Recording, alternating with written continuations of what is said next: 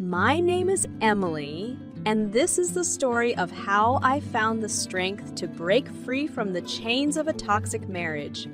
When I first met John, he was charming and attentive, and I fell deeply in love with him. We were inseparable, dreaming of a future filled with love and happiness. But as time went on, the cracks in our relationship began to surface. The signs were subtle at first. The occasional late-night drink that turned into a habit, the way his eyes glazed over with a distant look. But soon, his alcohol consumption grew into a monster that consumed every aspect of our lives.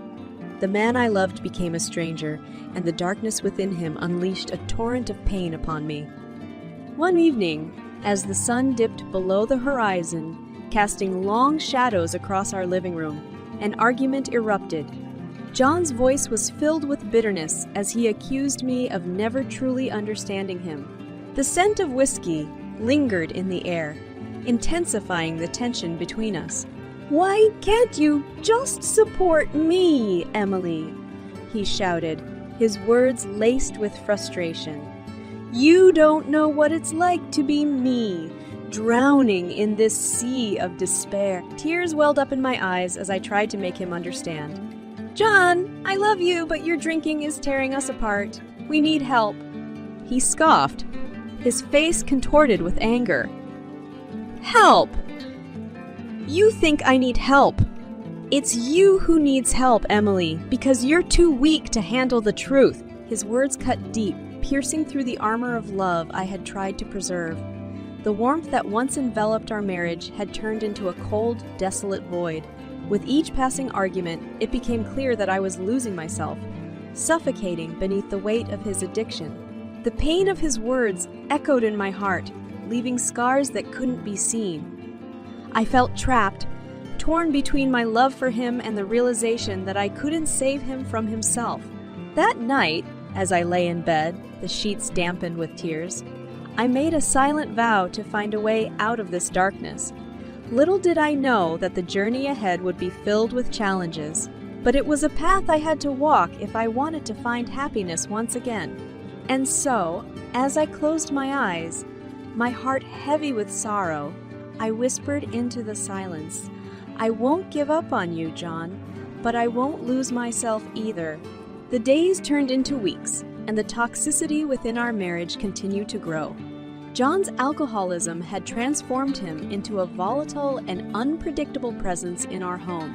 It seemed as though his every waking moment was consumed by the need for another drink, and with each sip, his anger flared like a wildfire. One evening, the air thick with tension, I mustered the courage to address the elephant in the room. I stood before John, my voice trembling but determined. "We can't keep living like this, John. Your drinking is tearing us apart." He glared at me, the veins in his temples pulsating. "Oh, so now you're the perfect one, huh? You think you're so much better than me?" "No, John, it's not about being better. It's about wanting a life together that's free from this darkness," I pleaded, my heart yearning for him to understand. He sneered, his words dripping with disdain. "This darkness you speak of, Emily. This is who I am.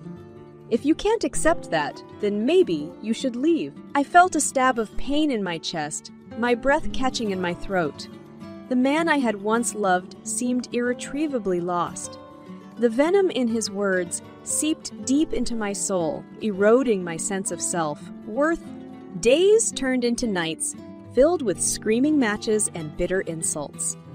The walls of our home absorbed the echoes of our shattered dreams. John's addiction had taken hold of our lives, squeezing the life out of our lives, squeezing the life out of our love, leaving behind only the remnants of a fractured existence. During those moments of despair, I found solace in the support of close friends and family. They urged me to seek help, to protect myself from the storm that raged within our home. The darkness that had shrouded our love was finally unveiled, and the harsh reality of our situation became impossible to ignore. In a quiet conversation one evening, as the remnants of sunlight spilled into the room, I confronted John with a sense of determination.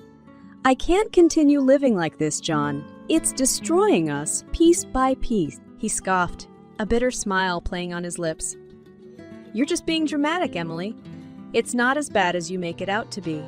I took a deep breath, my voice steady despite the turmoil within me. "It is bad, John. You're hurting me, and I can't watch you destroy yourself anymore.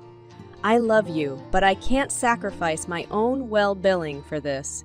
He looked at me, his eyes filled with a mix of anger and sorrow. "Fine. Leave then.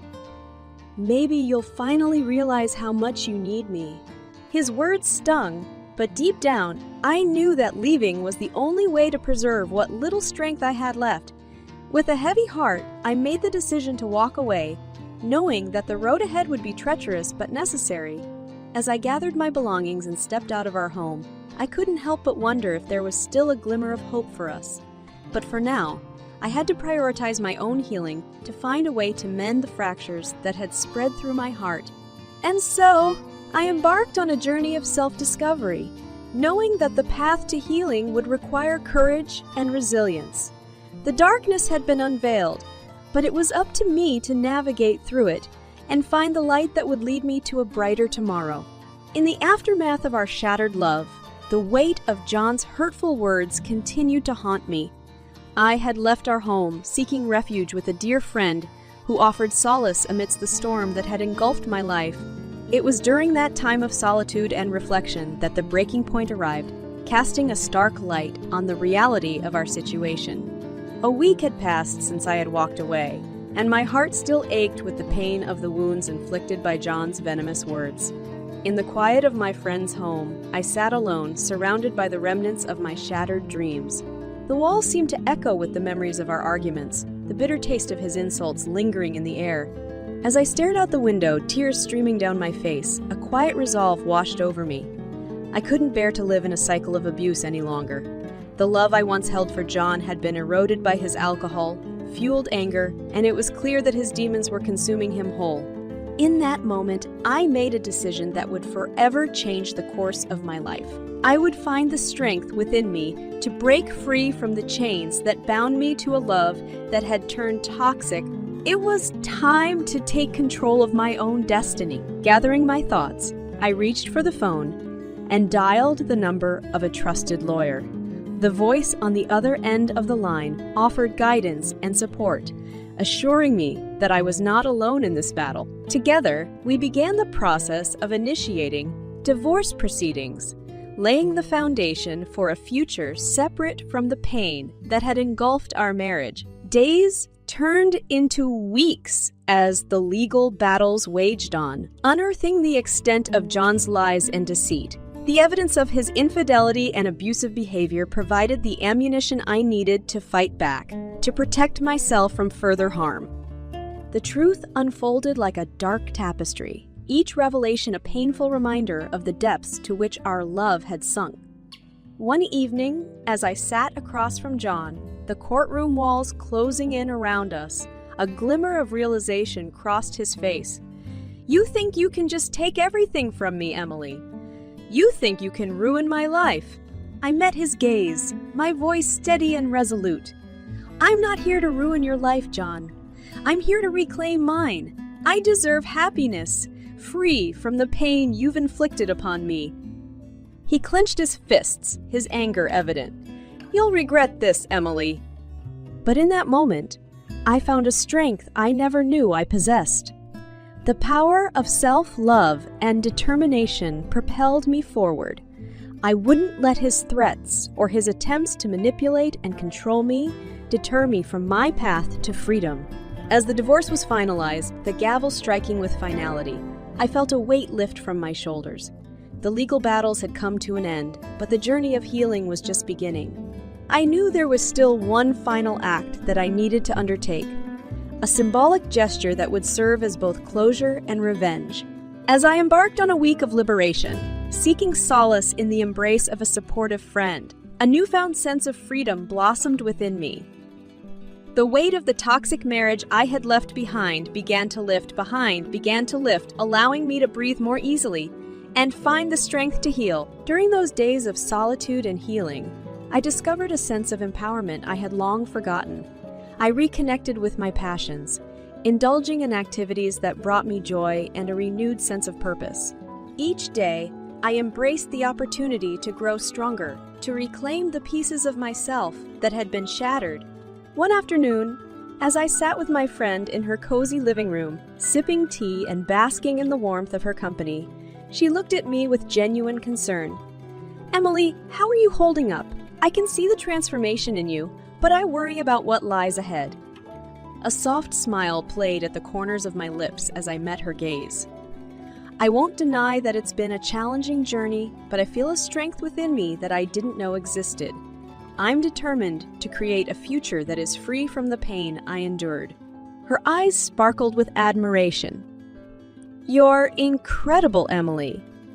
I've watched you grow through this, and I have no doubt that you'll find the happiness and peace you deserve." Encouraged by her words, I continued to focus on my own well-being, seeking therapy to heal the wounds that ran deep. The sessions provided a safe space for me to unravel the complexities of my emotions, enabling me to rebuild my self-esteem and regain a sense of self-worth. One evening, as I sat with my sister sharing stories and laughter, she looked at me intently. "Emily, I've seen how far you've come. You've grown immensely, and I couldn't be prouder of you. What's your plan now? Where do you go from here?" A sense of determination settled within me as I met her gaze. "I'm going to focus on rebuilding my life, pursuing my passions, and creating a future filled with joy and fulfillment. I won't let the pain define me any longer. I am in control of my own destiny. With each passing day, I grew closer to the woman I wanted to become, a woman who would never allow herself to be silenced or diminished again." The liberation I had tasted during that transformative week became a driving force, propelling me forward on a path of self-discovery, resilience, and unyielding strength. As the weeks turned into months, and the wounds of my past marriage slowly began to heal, a simmering desire for revenge took hold. It was a feeling that had lingered in the depths of my heart, growing stronger with each passing day. And now, as I stood on the precipice of my plan, I knew that the time had come to make my move. Gathering my courage, I meticulously laid out the final pieces of my revenge. The divorce settlement had awarded me John's beloved car, a symbol of his pride and joy now transformed into a tool for my liberation. With a mischievous grin and a heart pounding with anticipation, I set my plan into motion. On a crisp morning, the air charged with a sense of excitement, I met with a reputable car dealer to finalize the sale. As the sleek new vehicle gleamed under the showroom lights, I couldn't help but feel a thrill of satisfaction. This was my chance to turn the tables, to reclaim my power and leave a lasting mark. The car dealer, a charismatic and savvy businessman, eyed me curiously. "Congratulations on your new purchase, ma'am. This is an exceptional choice. I must say, you seem to have a fire in your eyes. Is there a story behind this purchase?" I chuckled softly, relishing in the intrigue that surrounded me. "Oh, there's definitely a story, one that speaks of resilience and the pursuit of happiness. This car represents a fresh start, a symbol of my independence." His eyes twinkled with curiosity. "Well, I'm all ears if you care to share." Leaning closer, my voice low but filled with conviction, I revealed the tale that had brought me to this moment.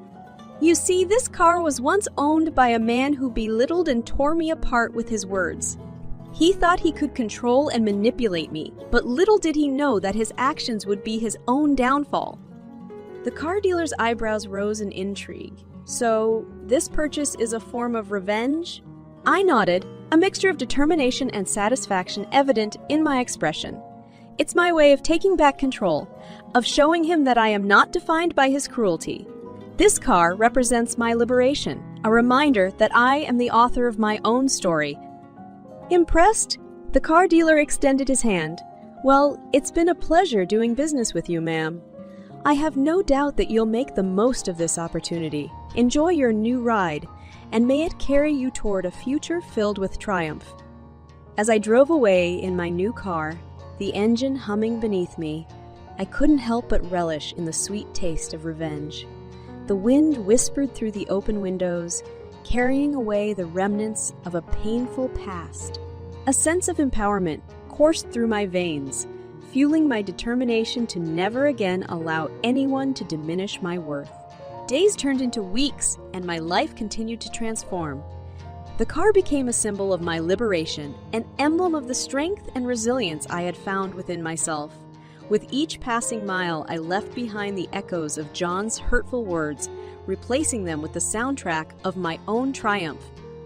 One evening, as I stood before a breathtaking sunset, the vibrant hues painting the sky, I whispered to the wind, "Thank you, John, for underestimating me. Your cruelty only fueled my fire, leading me to a life more beautiful than I ever imagined." In that moment, I realized that my revenge was not about causing harm or seeking vengeance in a malicious sense. It was about finding my own happiness, about rising above the pain and emerging stronger than ever before. With the taste of revenge still lingering on my lips, I embraced the future with renewed vigor. I had reclaimed my power, liberated myself from the chains of a toxic marriage, and rewritten my story. The sweet taste of revenge had transformed into the intoxicating essence of freedom.